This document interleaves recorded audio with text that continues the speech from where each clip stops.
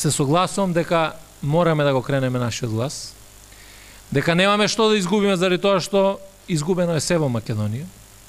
Она што го знаеме како состојба е само еден дел колку ни е лоша работата. Веројатно многу повеќе ќе дознаеме понатаму колку е лоша и што се и направиле на Република Македонија.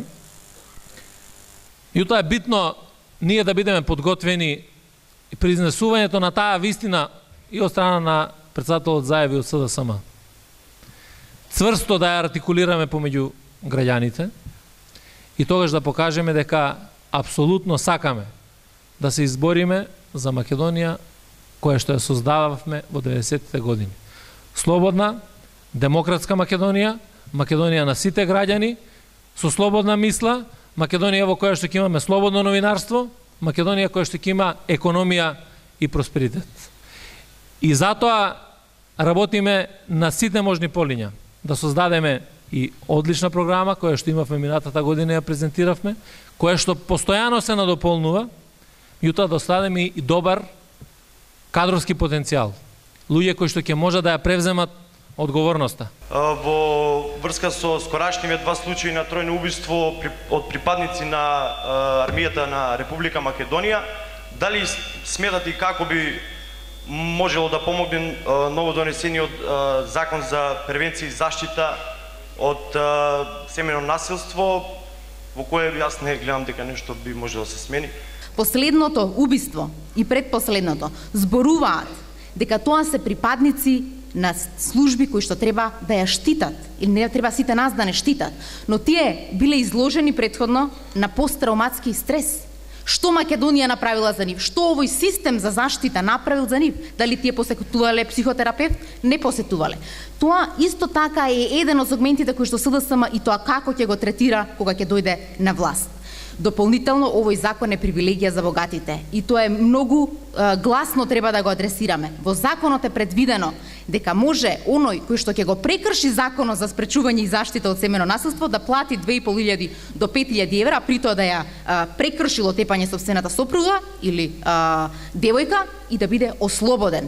Тоа е недозволиво. Досега семејното насилство беше третирано во кривичен законник, а сега власта на Груевски семејното насилство го враќа на ниво на прекршок, што значи не одиме напред, туку се враќаме 3 чекори назад во заштитата од семејното насилство. Ќе се надоврзам на оваа тема и го прашувам, значи се случи второ тројно убиство во Република Македонија од страна на припадник на безбедносните сили. Вие велите дека има пропусти во функционирањето на во функционирањето на службите на АРМ. Колку е ова сериозно, бидејќи сепак се работи за безбедносните служби? Лично побаравме од министерот Јолевски да поднесе одговорност и да поднесе оставка. Но луѓето за жал не разбираат ништо од морал. Луѓето во нивните изјави ниту во еден момент не се повикаа на лична или морална одговорност. Ке формирале комисија да ја истражи работата. Кога сакате некоја работа да не ви биде завршена, формирате комисија и така остануваат работите. Еве, вие останавте доследни на ставот да не ги прифатите пратеничките мандати. Дали бевте изложени на некои притисоци и уцени од страна на власта да ги прифатите истите? Сите ние добивме преку јавноста.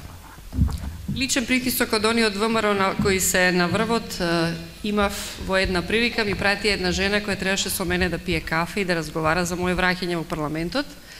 И на таа жена и пратив порака, ти може да дојде на кафе, ама ако отвори уста, ќе бидам непријатна и ќе ја избркам од својот дом. И не дојде воопшто.